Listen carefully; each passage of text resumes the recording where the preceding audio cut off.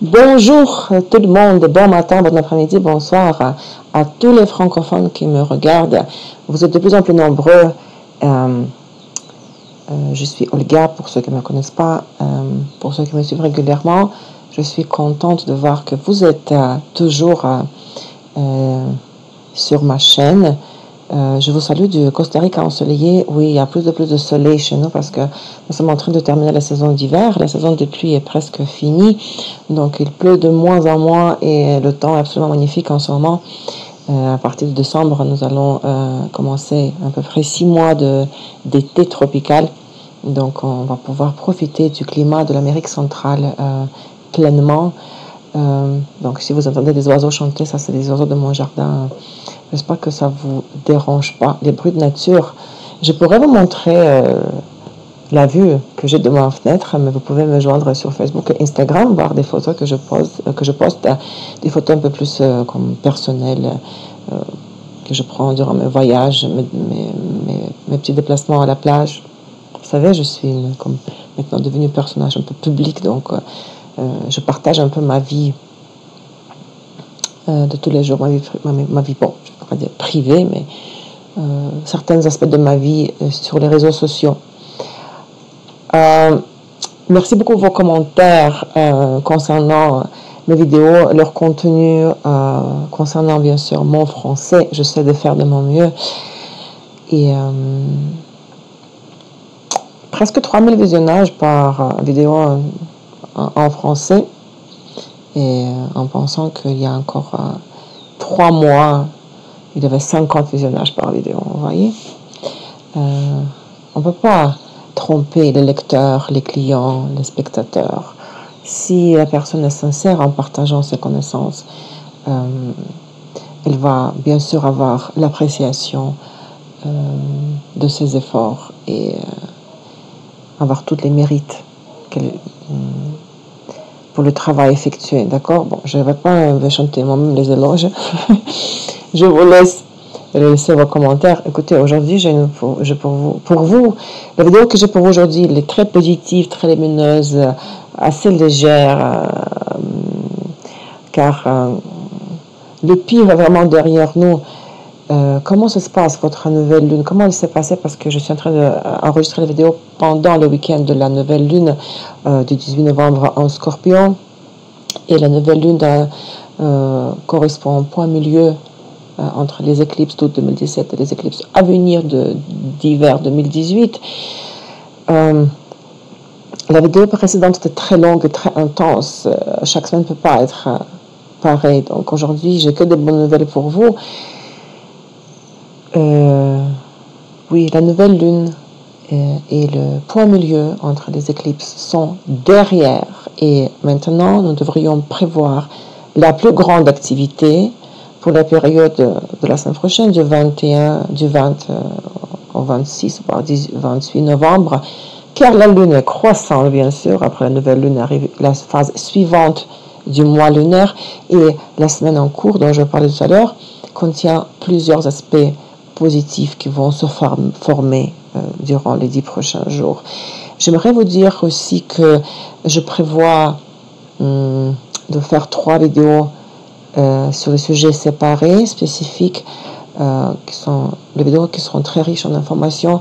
Et pour cette raison, je vais omettre les prévisions de la semaine d'après. Donc, la semaine prochaine, le week-end du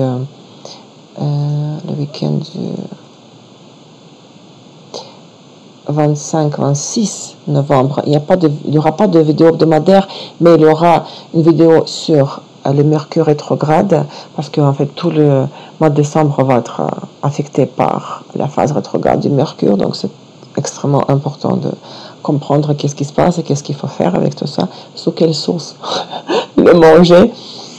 Aussi une vidéo sur le transit de Saturne en Capricorne, qui commence le 18 décembre.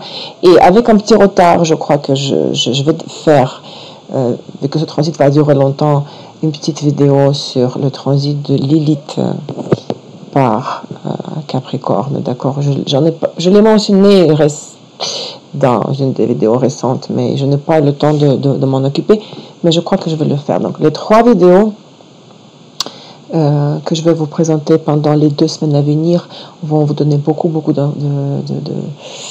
choses sur lesquelles vous pourrez réfléchir. Qu'est-ce que j'ai pour vous aujourd'hui? Donc, je viens de annoncer officiellement que le pire est derrière nous parce que vous me posez des questions. Quand est-ce qu'on va nous respirer enfin? Tout dépend de vos transits personnels, tout dépend de vos prévisions personnelles qui ne sont pas faites, ces prévisions, seulement à l'aide des transits et d'autres techniques de prévision, les progressions, les directions. Bon, ça c'est sujet à part. Mais moi, ce que je fais, c'est que je décris les transits qui touchent tout le monde. Vous savez, comme quelqu'un peut sortir dans la rue quand il pleut très fort, tiens, la pluie tropicale, mais il va s'en sortir sans problème de cette pluie parce que quelqu'un va passer dans la rue, un ami par exemple, il va, comme on dit au Québec, donner un lift, n'est-ce pas? Aider la personne en évitant d'aller dans sa voiture, vous voyez. Quelqu'un va sortir dans la rue en plein soleil quand le temps est magnifique et peut se casser la figure en tombant, vous savez, au milieu de rien. Ça dépend. Les transits personnels sont plus importants que les transits généraux. Donc, ce que je fais, c'est que je décris les aspects de transit. Cela vous permet d'apprendre l'astrologie. Ça s'adresse à ceux qui étudient l'astrologie. Cela permet à ceux qui étudient, qui s'y connaissent, quand il y en a des gens, n'est-ce pas? Peut-être ça vous permet à vous d'avoir une autre vision des choses dont vous êtes conscient vous-même, mais en écoutant mon interprétation. En plus, mais avec mon accent russe, n'est-ce pas? Je suis de bonne humeur aujourd'hui. Et puis, oui, mes vidéos sont assez éducatives, n'est-ce pas? C'est comme des petits enseignements, c'est comme mini-école d'astrologie. Ça vous permet de comprendre, ils vous permettent de comprendre comment fonctionne la logique astrologique. Bon, oui, je suis bavarde aujourd'hui. Vous, les francophones, vous êtes ma source d'inspiration. Je vous assure, je ne peux plus m'arrêter là. Je dois continuer, comme ça, vu qu'on a très peu d'activités sociales à Costa Rica. Oui, c'est un pays très civilisé, je vous assure. Il y a de tout ici. Mais dans la vie quotidienne, on porte minimum le choix vestimentaire est limité. On n'a pas besoin de choisir une garde-robe très sophistiquée, d'avoir trop de items, trop d'habits. Donc, au moins, grâce à ces vidéos, je vous montre tous mes t-shirts. Parce que sinon, où est-ce que je les mets, vous savez?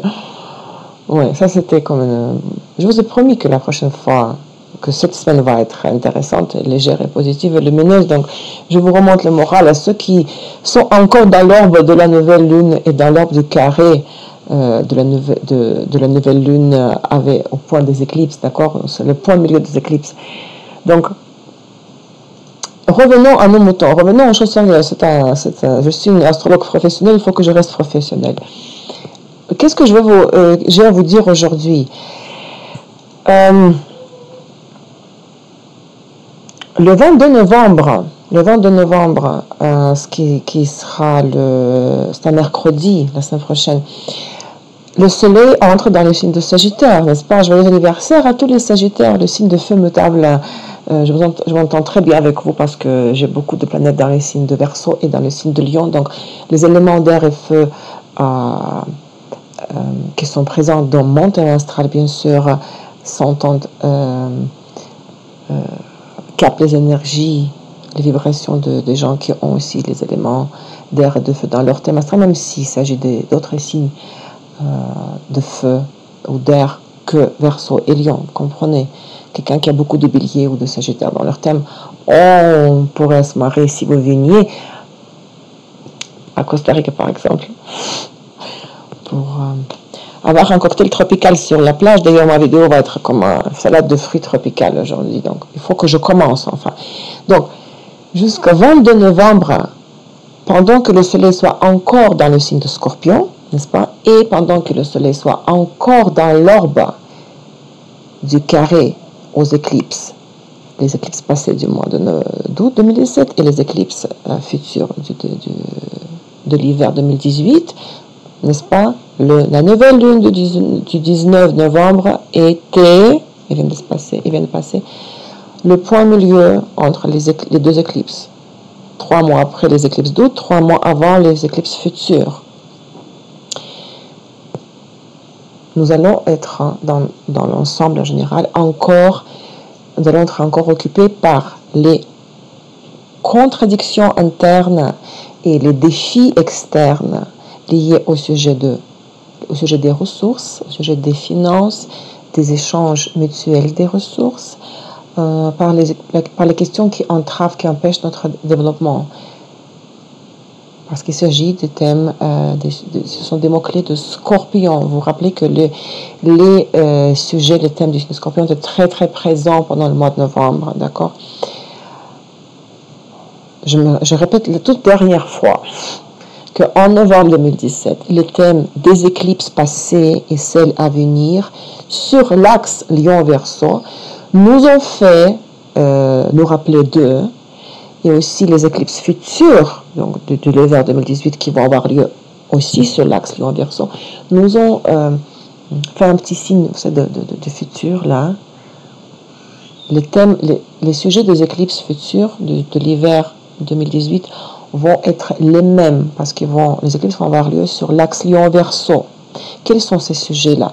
La réalisation de soi et la réalisation de notre propre potentiel. Les renouveaux progressifs de notre vie. Renouveau. Les questions de l'amour, des enfants, de la créativité, de la réunification avec les personnes partageant les mêmes idées. Les éclipses, vu que maintenant le nœud lunaire progresse dans, comment on dit en français,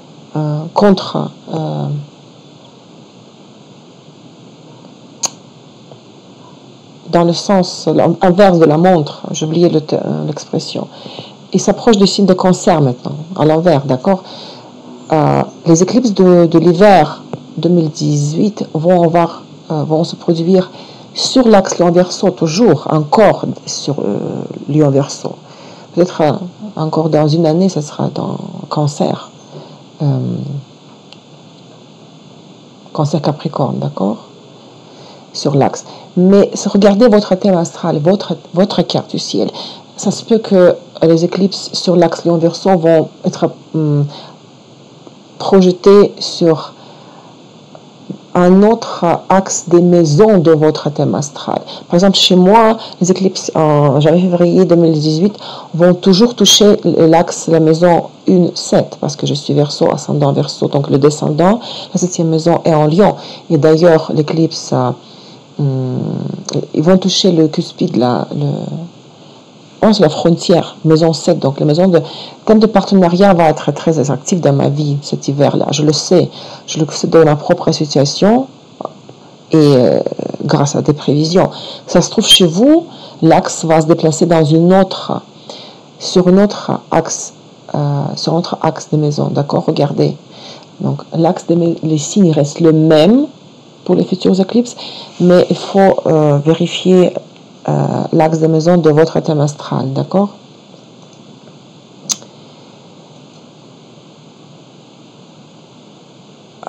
Donc ces thèmes-là de l'axe Lion-Verseau ont ressurgi à la surface, mais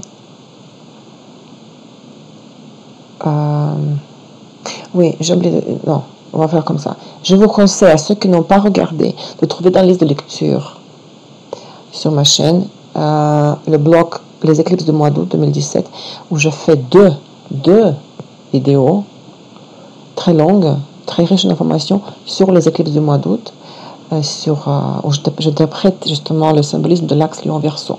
Je vous renvoie à ces 2 vidéos. Donc, mois de novembre, au moment du point milieu entre les éclipses passées et futures, les mêmes questions se sont ravivées, ont réapparu à la surface de notre vie. Mais ça s'est passé dans le contexte de la nécessité de résoudre les contradictions internes, dans le contexte de la nécessité d'éliminer les obstacles cachés qui entravent notre progression vers l'avant dans une atmosphère de situations de conflit et de crise. Un carré, vous imaginez, 2 vecteurs, 80 degrés, Chacun veut aller de l'avant, mais l'autre empêche, d'accord? C'est une situation de blocage, de crise, de conflit. Lors d'une opposition entre deux éléments quelconques, nous avons la solution, sauf que nous ne savons pas dans laquelle des deux directions extrêmes aller.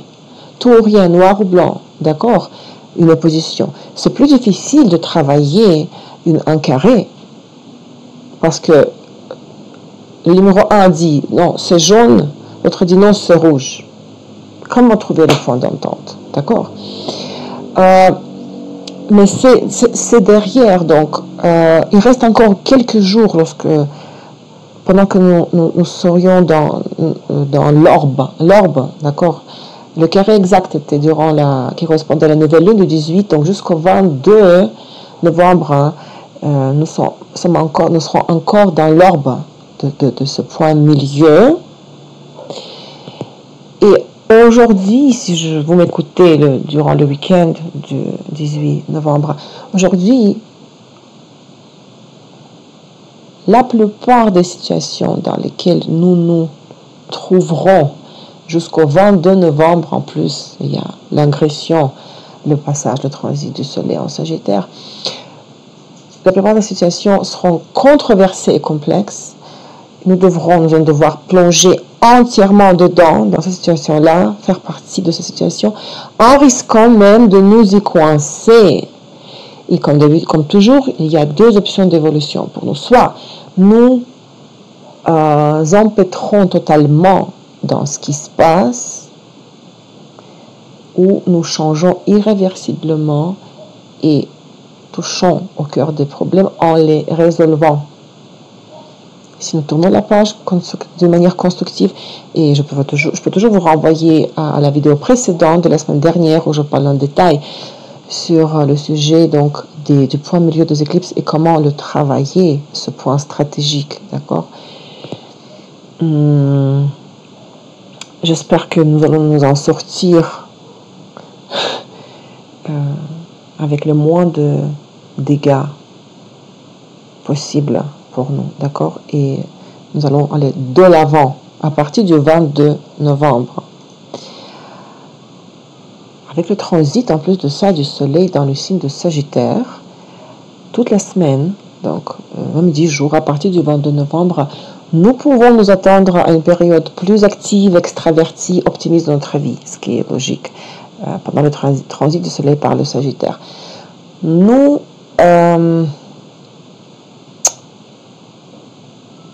attention va se tourner vers la recherche de nouvelles opportunités et de nouvelles expériences. Et les situations dans lesquelles nous allons nous trouver vont être davantage orientées vers le développement, l'expansion, l'élargissement des connexions et des contacts, vers le travail avec les concepts et les idées, les maisons clés du Sagittaire. Les questions liées au long voyage, aux pays lointains, à l'éducation, surtout l'éducation supérieure, à la propagation, diffusion d'informations au sujet de nous-mêmes ou au sujet de nos projets, au progrès, les questions liées au progrès social seront dans le focus de notre attention. En plus, le signe de Sagittaire va accueillir un stellium.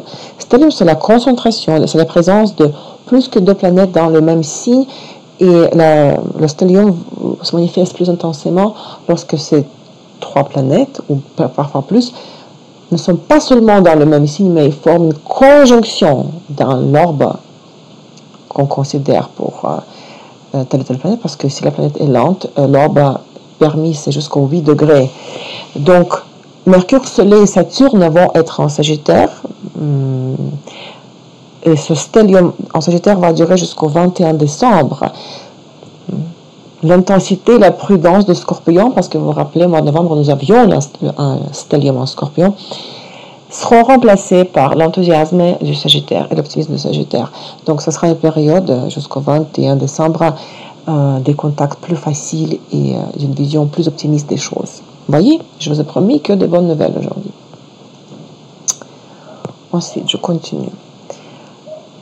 encore deux autres aspects très beaux, très productifs, très constructifs. C'est très harmonieux. Le sextile 60 degrés de Vénus avec Pluton, qui sera exact le 21 mardi, mais dans l'orbe du 18 au 24 novembre, stimulera notre intérêt, nos intérêts, stimulera notre activité dans le domaine de notre intérêt, d'accord? Stimulera l'amour et les échanges de partenariat. Ce sera le moment de la croissance créative pour les gens de l'art et pour les psychologues. Et aussi, ce sera bien sûr la période de l'épanouissement de la féminité. Profitez-en. Aussi, le trigone, bien sûr, me corriger les francophones. Je dis toujours le trine, parce qu'en russe, on dit trine, et en anglais, trine. Donc, le trigone, 120 degrés, l'angle entre Mercure et Uranus, qui sera exact le 25, le jour de la semaine, ça sera samedi prochain. Mais l'impact va durer du 20 au 30 novembre. Le trigone Mercure-Uranus contribuera au succès dans l'apprentissage et dans la communication en ouvrant la voie à de nouvelles connaissances, aux nouvelles idées et aux nouveaux modes d'interaction avec d'autres personnes. C'est très beau, n'est-ce pas? Quelle semaine magnifique, regardez. J'aimerais reprendre une petite partie de l'information des deux vidéos précédentes. Dernière. J'ai mentionné la dernière fois, la fois d'avant, l'aspect de fond du mois de novembre, le trigone entre Neptune en Poisson et Jupiter en Scorpion, qui sera exact le 3 décembre. Mais bien sûr, tout le mois de novembre, nous sommes dans l'orbe de cet aspect-là. Il peut renforcer notre inclination pour l'optimisme excessif dans l'évaluation des perspectives, d'où le risque de perte de prudence, le mauvais ressenti des limites, des frontières, des normes dans les affaires, dans la prise de décision. Cela peut mener aux déceptions, aux erreurs et à l'effondrement des espoirs.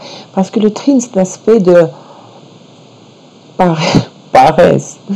Il est harmonieux, mais c'est lorsque tout se passe sans notre participation. En plus, le trine, vu qu'il est dans les signes d'eau, Neptune dans les signes de sa gouvernance, Poisson, et Jupiter en Scorpion, c'est un aspect relaxant, d'accord, qui attire, qui provoque la vision illusoire de la réalité. Mais nous pouvons utiliser l'impact inspirant, parce que c'est aussi inspirant en même temps, de l'aspect, donc l'impact inspirant de l'aspect de manière constructive. Si nous ne perdons pas le contact avec la réalité, nous pourrons obtenir un soutien puissant et rencontrer des opportunités pour l'expansion et la réalisation de nos plans dans l'activité sociale, dans la société. Être utile à la société. Bien sûr, comme je dis la dernière fois, c'est une période favorable pour les recherches philosophiques et religieuses, car l'aspect élève le niveau d'éducation, favorise l'élargissement des horizons spirituels et la vision culturelle. C'est un moment fructueux, absolument. C'est totalement vrai pour les musiciens, les poètes, les artistes, les personnalités publiques, les bénévoles, les prédicateurs, prêcheurs, les prêtres, les missionnaires, ainsi que pour les voyageurs et les chercheurs.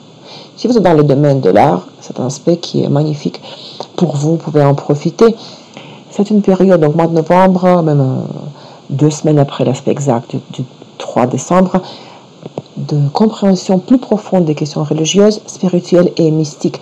Regardez avec toujours les transits des planètes lentes si elles touchent vos planètes de votre thème astral ou les angles, les maisons angulaires, ascendant, descendant, 4e, 10e maison. D'accord?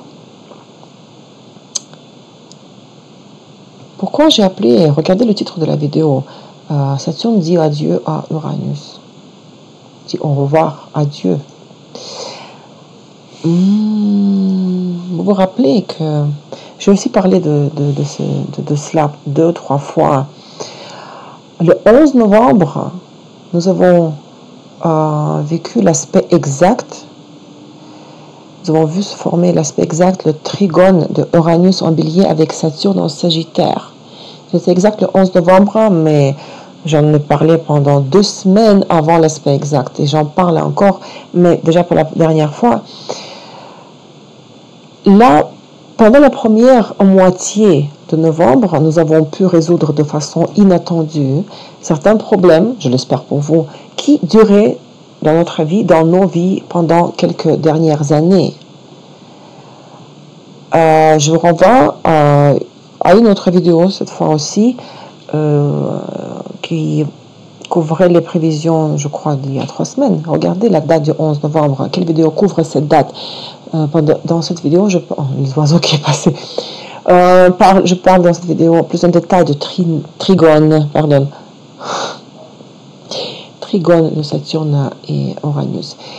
Donc, trigone, Saturne, Uranus, cela fut le dernier aspect d'adieu de Saturne. L'aspect d'adieu. L'aspect de Saturne avec une autre planète lente, pas n'importe laquelle, Vénus ou Mars. Planète lente parce que Uranus, c'est la planète lente. Avant son transit, avant le transit de Saturne en Capricorne qui va avoir lieu le 19 décembre. Donc, c'est pour cette raison, ce trigone avec Uranus nous a offert la résolution des problèmes liés à la construction des structures, un peu la même racine, les mots qui contiennent la racine. Les raisons des problèmes liés à des structures de longue échéance dans le domaine de l'éducation, de la culture, des idées et des concepts, dans tout ce qui concerne les pays lointains, les questions juridiques et le progrès social. Ce sont les mots-clés de Sagittaire parce que Saturne est toujours en Sagittaire. D'accord? Et chaque fois, ça c'est très important, chaque fois que Saturne passe par les derniers degrés du signe dans lequel il a été pendant deux dernières années et demie, 2,5, les tâches qui ont été définies par lui, par Saturne dans le signe, sont finalement accomplies. Les thèmes et les sujets de long terme, déterminés par la position de Saturne dans un signe particulier, sont finalement achevés, arrivant à leur terme. Donc toute cette période, le mois de novembre et une partie de décembre même, parce qu'avant le transit de Saturne, avant que Saturne change de signe, avant qu'il entre en Capricorne, cette période-là sera distinguée de ce point de vue. C'est-à-dire, les thèmes de Sagittaire vont être encore vifs, encore d'actualité. Et ici, je vous annonce officiellement que je vais préparer une vidéo séparée sur le transit de Saturne par le signe en Capricorne. D'accord? Donc, préparez-vous. Je crois. C'est préparé à quelque chose. Ouais. Quel défi pour moi. Mais bon, c'est amusant. Vous pouvez me critiquer. Je n'ai pas peur des critiques. Vous savez, je suis sûre de moi. Et ceux qui me critiquent mon français, je pourrais toujours dire, le jour quand vous allez parler de russe comme je parle français, on discutera. Mercure sera rétrograde du 3 décembre au 23 décembre, mais il sera dans la boucle de sa phase rétrograde. C'est-à-dire à partir du moment où il ralentit déjà, parce qu'il y a une phase stationnaire qui s'appelle stationnaire, ralentissement, avant le début de la phase rétrograde. La boucle de la phase rétrograde commencera le 14, ça a déjà commencé le 14 novembre, et durera jusqu'au 11 janvier. Mercure va redevenir, donc va terminer la phase rétrograde le 23 décembre, mais il sera dans la phase stationnaire, et la planète va entamer son mouvement direct, mais surtout dans la vitesse, sa vitesse normale, optimale, habituelle, à partir du 11 janvier. Donc, cela veut dire qu'à partir du 14 novembre, nous vivrons, nous sommes en train de vivre la phase de la réalisation définitive de nos récents projets et idées de court terme, la fin de quelque chose, mais des projets et des idées récent, oui, parce que Mercure, c'est une planète comme relativement rapide. Nous allons aussi constater que nos façons d'établir les relations avec le monde extérieur et les autres personnes vont exiger des changements. Et c'est précisément à partir de la deuxième moitié de novembre et surtout de la fin du mois que nous verrons des retards et des obstacles dans la mise en œuvre des plans liés à l'ouverture de nouveaux horizons, au voyage, à l'expansion des relations, aux nouvelles opportunités, et cela sera la preuve. Pourquoi dans ce domaine-là? Mercure en Sagittaire, n'est-ce pas? Donc les retards dans toutes ces questions-là, dans la réalisation de toutes ces questions-là, cela sera la preuve que le temps de la réorientation dans la communication et les études, donc ce temps est arrivé, car les anciennes approches et les modèles ne fonctionnent plus. Toute phase rétrograde, la phase rétrograde de toute planète a un but derrière. Tout est cyclique dans l'évolution de l'univers, n'est-ce pas? Donc, nous pourrions penser, pourquoi les retards? Non, tout est contre moi. Nous avons besoin des phases rétrogrades des planètes pour revoir, reconsidérer, changer, modifier notre façon de fonctionner d'après le symbolisme de la planète dont la phase rétrograde nous parlons. Ici aussi, je vais vous préparer une vidéo séparée sur toute cette période très grande, longue période de la boucle de la phase rétrograde de Mercure, qui va durer presque 2 mois, hein, du 14 décembre au 11 janvier. Pas seulement la phase rétrograde, mais ce qui précède le début de la phase et ce qui... cette petite période de la phase stationnaire après la fin de la phase rétrograde, d'accord? Donc, je vais travailler pendant les 2 prochaines semaines sur les 3 vidéos majeures. Les dernières choses, le 22 novembre, au moment de l'ingression du Soleil en Sagittaire, notre Neptune, qui est en Poisson maintenant, termine sa phase rétrograde. Elle était rétrograde depuis le 6 juin 2017. Donc Neptune devient direct dans le 12e degré de Poisson. Et encore pendant ces jours-là, entre maintenant et le 22 novembre, la phase encore rétrograde, mais bon, c'est la phase stationnaire, bien sûr. La phase transitoire accentuera la recherche des sources internes créatives, intérieures, créatives, et fera émerger à la surface des problèmes, des anciens problèmes anciens et non résolus dans le domaine des sentiments et des relations, parce que Neptune est dans le signe de sa gouvernance en Poisson. Donc il est important pour nous de nous débarrasser des auto-tromperies et des illusions. Au début de la semaine, oui, pendant les tout derniers jours de la phase stationnaire de Neptune, avant qu'il commence son mouvement direct, la phase statique de Neptune, vu que c'est une planète très lente, très lointaine, avant-dernière du système solaire qu'on considère en astrologie, peut durer longtemps, 2 semaines. Et cette phase stationnaire, elle peut être beaucoup plus problématique que la phase rétrograde. Elle peut perturber nos attentes, nos plans. Pendant la période de son action, de son impact, il y a une très grande probabilité d'utiliser, d'acheter, d'abuser, de vendre, d'abuser des médicaments, les drogues, les armes chimiques. C'est le symbolisme de Neptune. Tout ce qui est liquide toxique, n'est-ce pas? Nous vivrons le risque élevé aussi de contracter des maladies infectieuses accompagnées par une hausse brusque de température et accompagnées par exemple, un processus inflammatoire, car le transit de Soleil en Sagittaire dans le signe de feu a lieu pendant la phase statique de Neptune. Vous imaginez, au même moment, Neptune termine sa phase statique et devient directe, et en ce moment-là, Soleil sort du Scorpion et entre en Sagittaire. Ce sont les interprétations générales des transits, d'après le symbolisme des planètes, d'après le symbolisme des phases des planètes et d'après le symbolisme des aspects planétaires. Il ne faut pas paniquer. Si vous devez tomber malade de quelque chose, vous devez tomber malade en dehors de ce transit.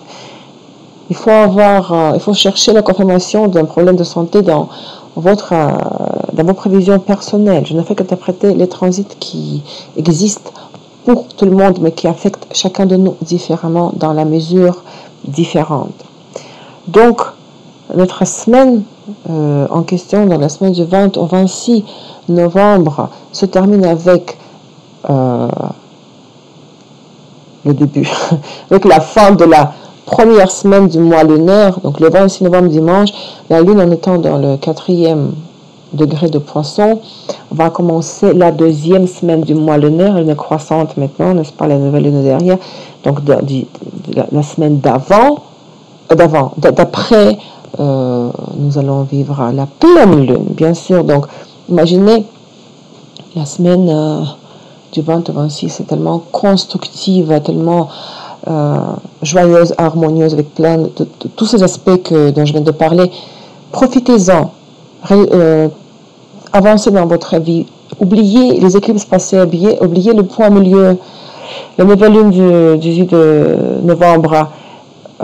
Vous pouvez vérifier déjà les maisons qui vont être affectées dans votre thème astral en hiver 2018, lors des futures éclipses, et pensez un petit peu au Mercure qui ralentit cette semaine-là. C'est la seule chose un petit peu négative. Le reste, c'est extrêmement favorable à notre avancement vers l'avant. Même s'il fait froid chez vous, parce que chez moi, il ne fait jamais froid. Pensez, gardez à l'esprit cette chose qui est la plus importante. Si vous êtes le soleil, si vous êtes la source de lumière, pour vous le paradis sera, peu importe le pays où vous vivez, d'accord? Soyez la source de lumière, soyez le soleil vous-même et la vie sera belle pour vous. Je vous remercie pour votre attention, votre fidélité, pour vos commentaires, vos encouragements, et je vous parle pendant les 2 semaines à venir, 3 vidéos majeures. Restez connectés. Bon dimanche. Ceux qui auront la chance de m'écouter encore dimanche le 19. Bonne semaine à vous et à très très bientôt.